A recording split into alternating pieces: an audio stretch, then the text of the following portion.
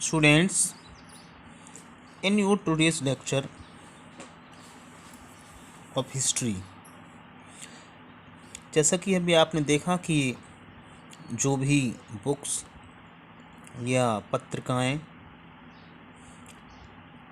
Print होती थी वो शहरों से और कस्बों से गांवों की तरफ उनका रुझान बढ़ा। They all described and discussed the events and change taking place in France। उनमें उन बुक्स में या न्यूज़पेपर्स में वो सारे बदलाव जो फ्रांस में हो रहे थे उनके बारे में उनको डिस्कस किया जाता था या उनका वर्णन किया जाता था। Freedom of the press also meant that opposing views of events could be expressed. और प्रेस की स्वतंत्रता का मतलब भी यही था कि जो व्यक्ति अगर कोई विरोध करना चाहता है, अपने विचारों के अभिव्यक्ति की स्वतंत्रता चाहता है, वो कर सके। Each side sought to convince the others of its position through the medium of print। हर व्यक्ति अपने तरीके से जो प्रिंट माध्यम था, छपाई के माध्यम से, न्यूज़पेपर के माध्यम दूसरे तरीक़ों से अपने विचार व्यक्त कर सकता था।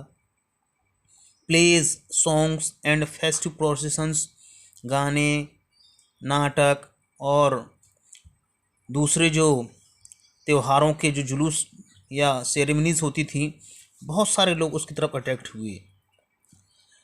This was one way they could grasp and identify with ideas such as liberty और justice that political philosopher wrote about the length of text which only a handful of educated people could read.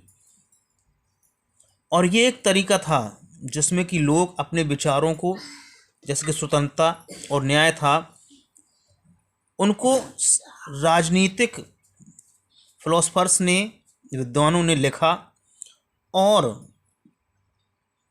जिसे केवल कुछ मुट्ठी भर लोग ही, शिक्षित लोग ही उसे पढ़ पा रहे थे और उनका लाभ उठा रहे थे। स्टूडेंट्स, ये एक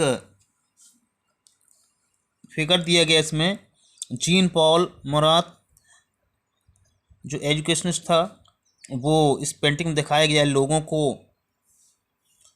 अपने विचारों से अवगत करा रहे हैं।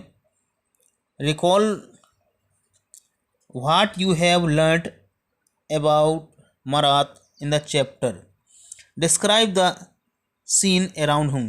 देखिए इसमें उसके चारों तरफ को सीन जो है और इसको वो अपने विचार से अवगत करा रहा है लोगों को। Account for this great popularity, what kinds of reactions would be painting like this produce among viewers in the salon.